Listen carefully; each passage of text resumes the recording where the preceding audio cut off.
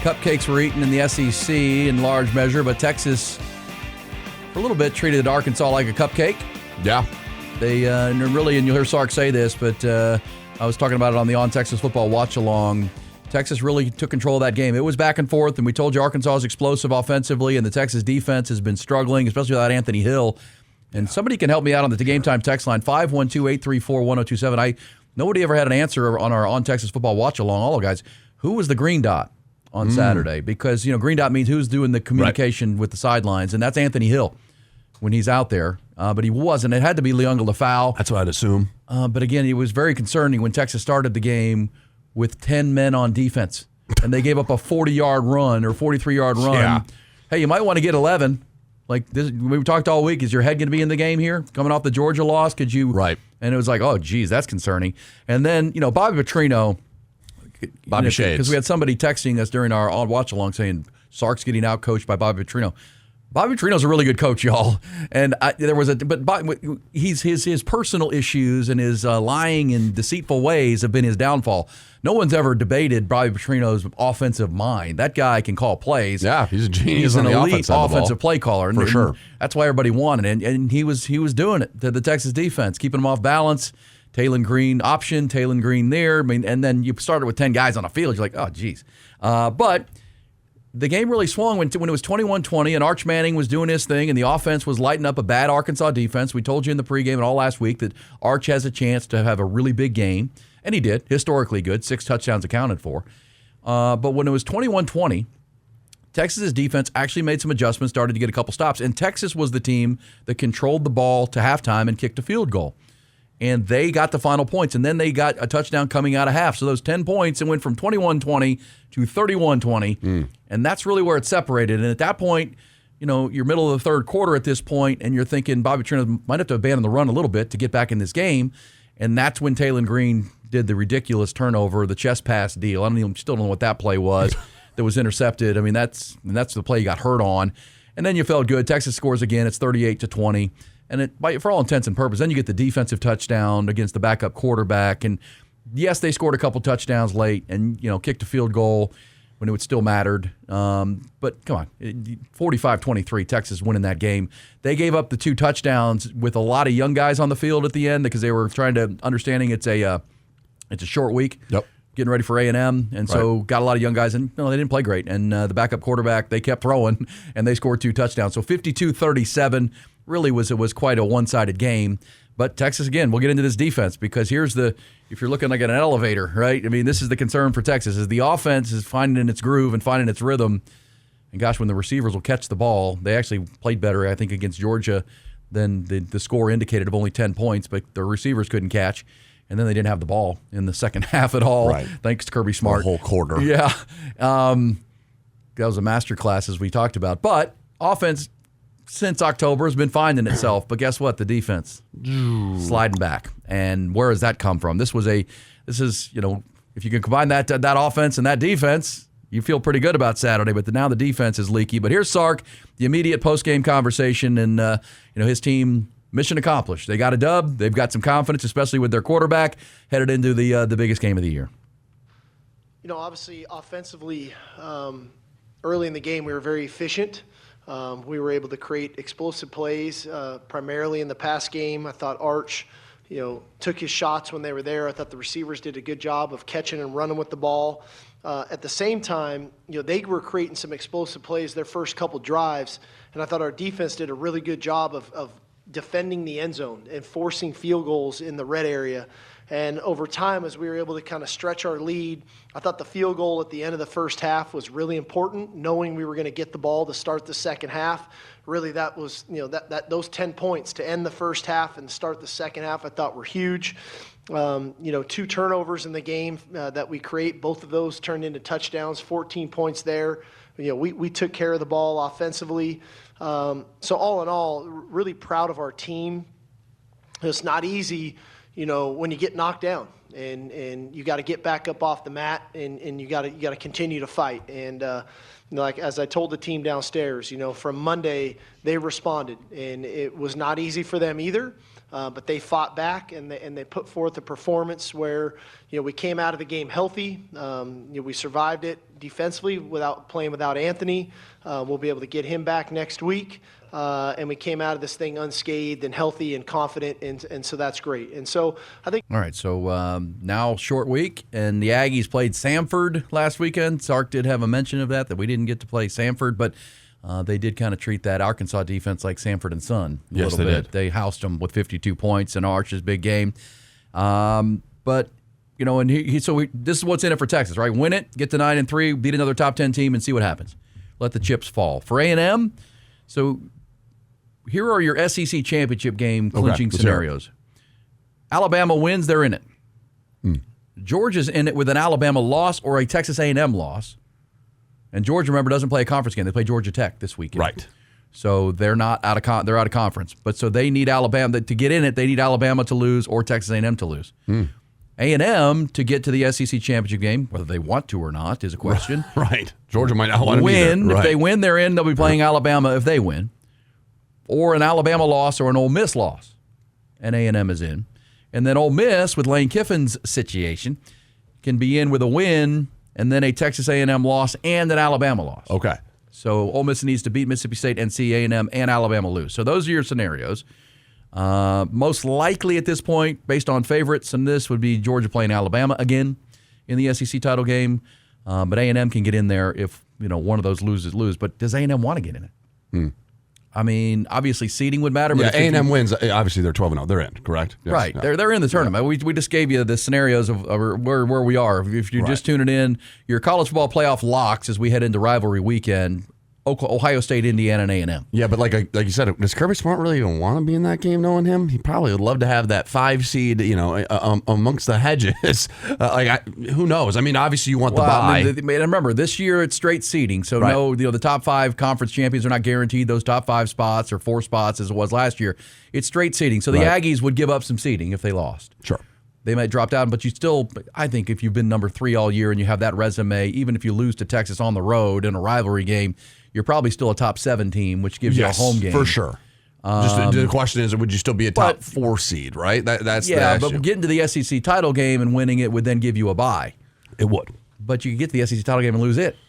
Yeah, and then do you lose the bye because that have to play Think an about the additional Aggies, game? Because I just gave you the scenarios. I think they could lose this game, and if everybody else loses, they could still get into that game. Yeah. You know what I They mean? can, yeah, for sure. Which is Undefeated, odd. yeah. And then you got to go play that game. And you could lose that game, and all of a sudden you'd be a 2-loss team going to the tournament. But that's where we stand. I'm assuming A&M's going to be hyper motivated to beat the Longhorns. come but on. at the same time, there's human nature to the element. Texas, it is their season. Yeah. They are at home. There's going to be a great crowd. There'll be a great energy. I don't think the students section should be packed. I know they could go home for Thanksgiving, but they're going to stay for this game. A&M hasn't played in that building in 15 years. Right. And the Aggie core will be here. Freshmen were 3 years old when that happened, I know. I mean, but they understand it because we got to see it last year at College Station, and now here it comes where Right. Texas won that game. But because the Arkansas game, those players don't know much about. But these guys grow up. I mean, all of them were recruited by both Texas and Texas A&M. Of course. They both came down to a lot of these. Anthony Hill was committed to Texas A&M before decommitting and coming to Texas. So everybody understands this rivalry. It's family. It's deep. It's driven by, even into the high school ranks. Everybody knows that game, even though they haven't been playing it. And now they're going to play it. So this place will be packed. But it's not a huge game for A&M that way.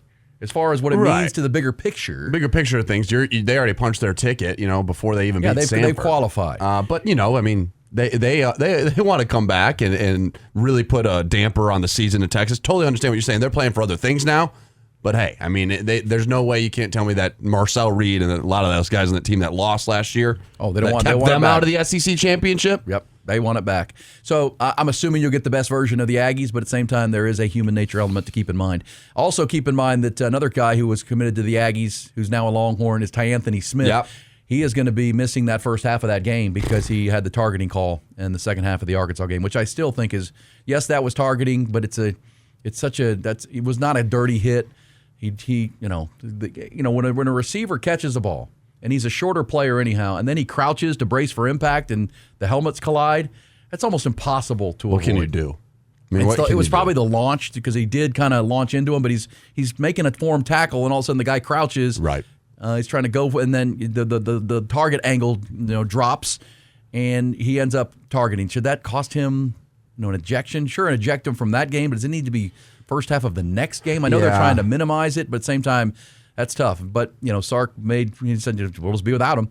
And it'll be Leung Lafau, Trey Moore, and at least you will have Anthony Hill back. He's expected back. Sark said that in the postgame. Need him back. He'll clarify that today at his Monday news conference at 11 o'clock, but looking like he'll be back. Longhorns should be, outside of the Ty Anthony Smith suspension, a clean bill of health in this game because, as Sark just said, we come out healthy. They didn't lose anybody in that game. And, I think they showed on Saturday what their offense can be. For sure. But can they, and we'll talk about this all week ahead of the game, but where you can get A&M is in their run game, run defense. You can run on A&M. Teams have run on the Aggies.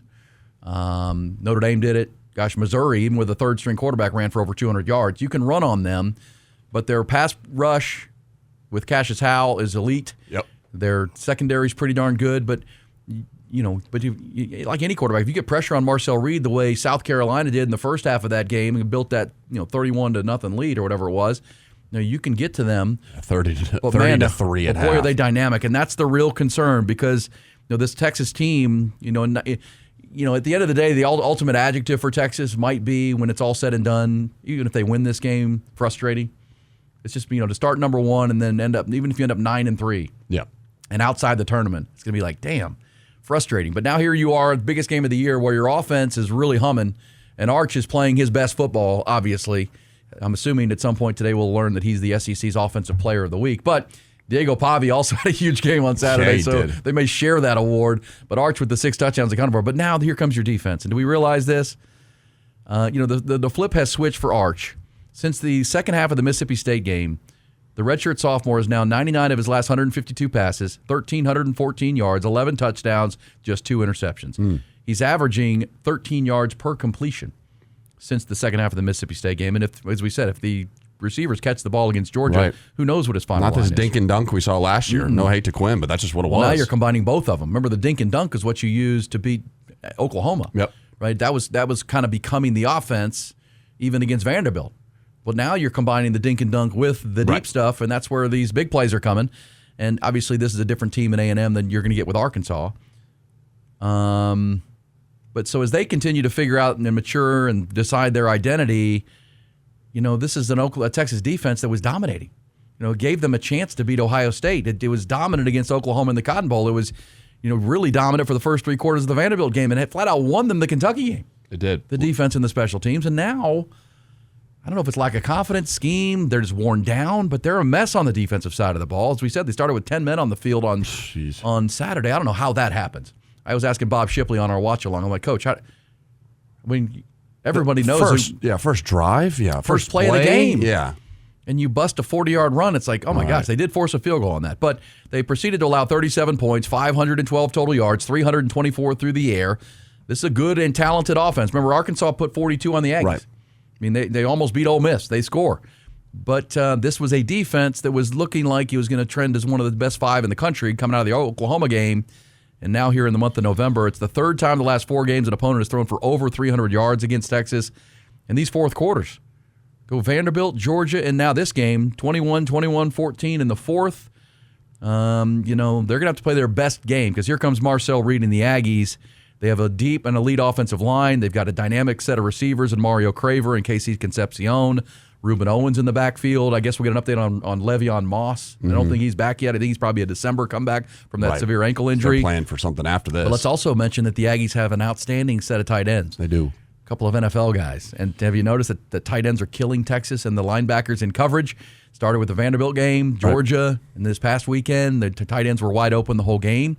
So that's concerning. Past Monday, we've seen it. Mississippi State, 38 points. Vanderbilt. Now, I know it really was the fourth quarter where a lot of stuff kind of let up. 31 points. 31 points. Georgia, 35 points. Arkansas, 37 points. They don't want this game to be a Big 12 old school shootout. It might be. Because that's the thing. Texas A&M, we've seen them, although they've had close games, they can win in different fashions. Whether it's a close, gritty game, where it's a lot of defense, or if they need to shoot it out, they can. So, I don't know. A little concerned, especially when first play of the game, and maybe that's Anthony Hill being out, but that's something you should know right away. Okay, I'm coming out for the first drive, first play.